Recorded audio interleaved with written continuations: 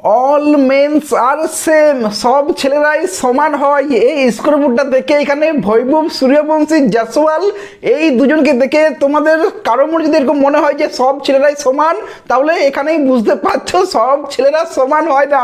যাই হোক, জোকটা একটু আলাদা রাখলাম, কিন্তু দেখো ভাই, what N innings, what N ফাটাফাটি, দারুণ, খতরনাক, ডেঞ্জারাস, মারাত্মক, সুন্দর, দুর্দান্ত, মানে কি বলবো, কোনো কথা নয় ভাই। যেটা তোমার বৈভব সূর্যবংশী খেললো মারাত্মক, দারুণ ভাই, দারুণ। অ্যান্ড্রে রাসেল, আমাদের রাসেল ইনস্টাগ্রাম স্টোরিতে লাগিয়েছে, বলছে অনেকেই তোমাকে বলবে, হেটার্সরা অনেকেই বলবে যে তুমি 15 বছরের ছেলে না, কিন্তু কেয়ার কে করে ভাই, কে কেয়ার করে? তুমি 15 বছর আছো কি না? 30 বছরের ছেলেরাও এটা করতে পারে না যেটা তুমি করছো। এটা তোমার রাসেল ইনস্টাগ্রাম স্টোরিতে লাগিয়েছে। ক্রিস গেল যে ভাই টুইট করেই না, ও টুইট করে না, ও তোমার বৈভব সূর্যবংশীকে নিয়ে টুইট করছে। আর টুইটে যে যে রেকর্ডগুলো করেছে সবগুলোই লেখা আছে এখানে, যে টুইটটা ক্রিস গেল তোমার করেছে। যদি তোমরা ক্রিস গেলের টুইটার অ্যাকাউন্ট দেখবে না, তো ভাই বৈভব সূর্যবংশী নিয়ে করলো গতকাল, দেন বলছিল 10 মেতে হ্যাপি মাদার্স ডে, দেন তোমার 4 মেতে ডক্টর জয়শঙ্কর রিপোস্ট করেছিল, তারপর ও নিজের প্রমোশন করেছে। মানে বুঝতে পারছো ভাই, ও কোনো প্লেয়ারকে নিয়ে বলেই না টুইটারে, বৈভব সূর্যবংশীকে নিয়ে বলছে। মানে বুঝতে পারছো ভাই বৈভব সূর্যবংশী কি করেছে। যারা খেলাটা দেখোনি তারা বুঝতে পারবে না, কিন্তু যারা খেলাটা দেখেছো ভাই, ও কি করেছে। কেভিন পিটারসন থেকে সবাই টুইট করছে, সনাথ জয়সূর্যা, মানে কে বাদ আছে।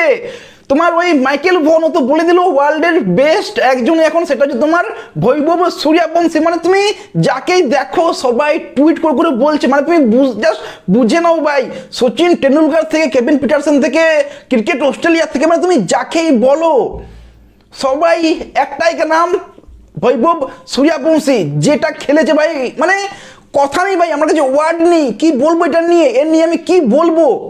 একটা 6 মারলো হাঁটু গেড়ে ভাই, ওইটা তোমার বেরেন লারা, মাত্র বেরেন লারা ভাই। আমি কার সাথে তুলনা করছি বেরেন লারার সাথে বৈভব সূর্যবংশী। হ্যাঁ, বেরেন লারা ও একটা লিজেন্ড, কিন্তু এ ভাই বৈভব সূর্যবংশী ফিউচারের একজন লিজেন্ড, ইন্ডিয়ার একজন লিজেন্ড হবে বৈভব সূর্যবংশী।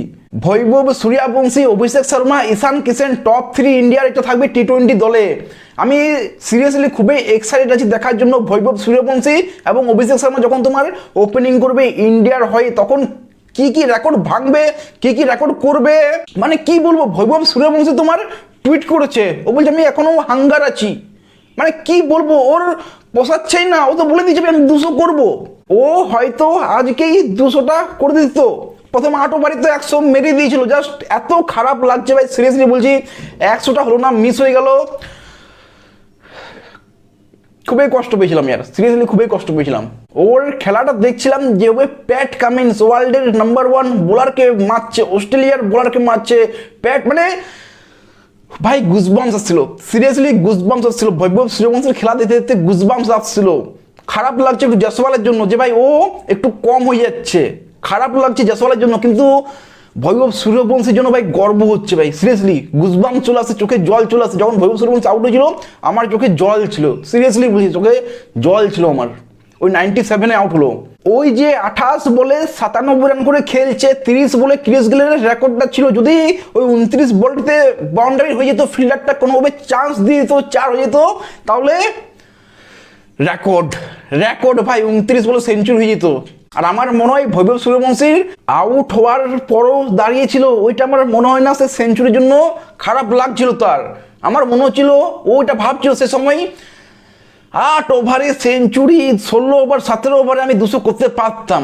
আমার তো মনে হচ্ছে এটাই, যে ওর ওটার জন্য খারাপ লাগছিল, যে এই তো 2 দিন আগেই বললো যে আমি ক্রিস গেলের রেকর্ডটা তো ভাঙবো 175, আমি 200 করার আমার টার্গেট, ওইটাই তো আজকেই করে দিত।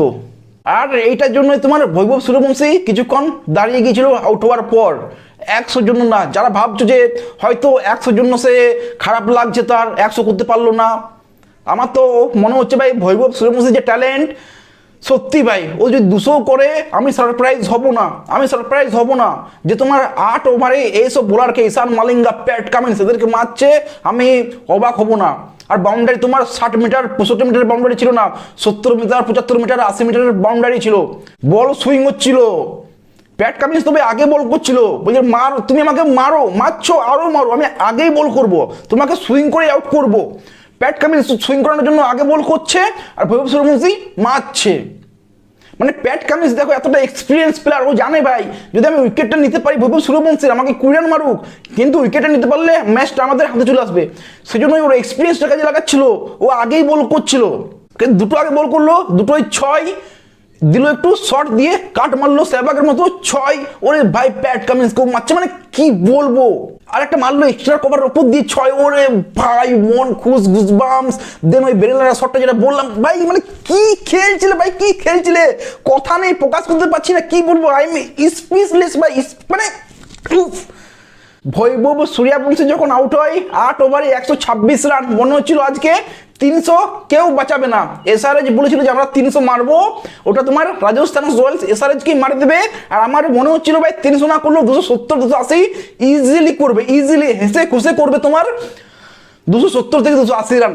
270 থেকে 280 রান তো বাদে দাও ভাই, 250টাও করতে পারলো না, 250টা করতে পারলো না, কোথায় 300 কোথায় ভাবছিলাম, কোথায় চলে এলো তোমার 243-এ 8 উইকেট, মানে তোমার 250টাও করতে পারলো না।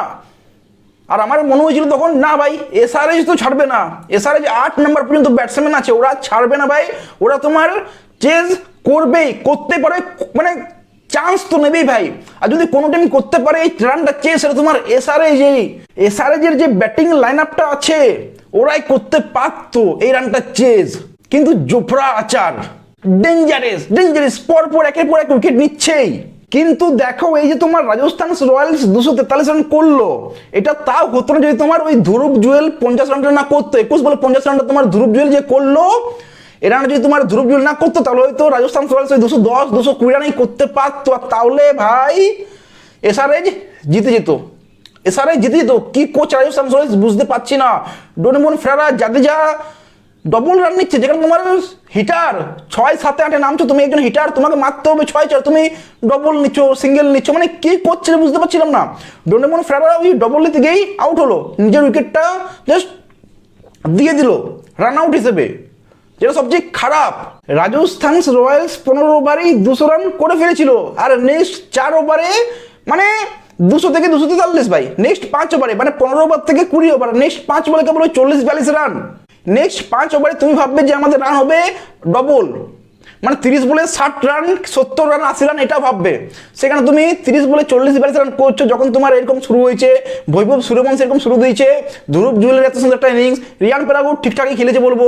যাই হোক, জোফরা আর্চার এত সুন্দর একটা শুরু করলো, পরপর উইকেট নিতে থাকলো, প্রত্যেক ওভারে 3টে পরপর উইকেট, তখনই মনে হচ্ছিল এসআরএইচ হেরে যাবে। তাও তোমার এসআরএইচ 196 রান করে দিল, মোটামুটি 200-র কাছাকাছি।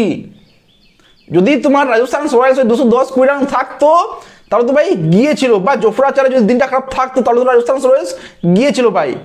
সত্যি কথা বলতে এই রাজস্থান রয়্যালসের টিমটা ডিজার্ভ করে না ফাইনাল জেতার, কারণ বৈভব সূর্যবংশী একাই কত করবে ভাই, প্রত্যেক ম্যাচেই একাই এমন ব্যাটিং করছে যে ম্যাচ একাই শেষ করে দিচ্ছে, পরবর্তী ম্যাচটা শেষ করে দিচ্ছে।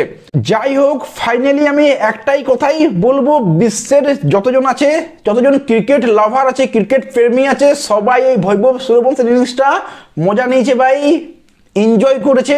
এটাই বলবো, যেভাবে তোমার বৈভব সূর্যবংশী ব্যাটিং করেছে, মানে একের পর এক রেকর্ড ভাঙছে, ক্রিস গেল বলো, 600 রান বলো, মানে যে রেকর্ডটাই বলো সব রেকর্ড একের পর এক ভেঙে যাচ্ছে।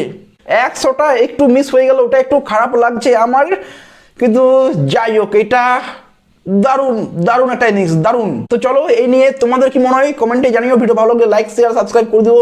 দেখা হচ্ছে পরের ভিডিওতে, টেক কেয়ার, সি ইউ।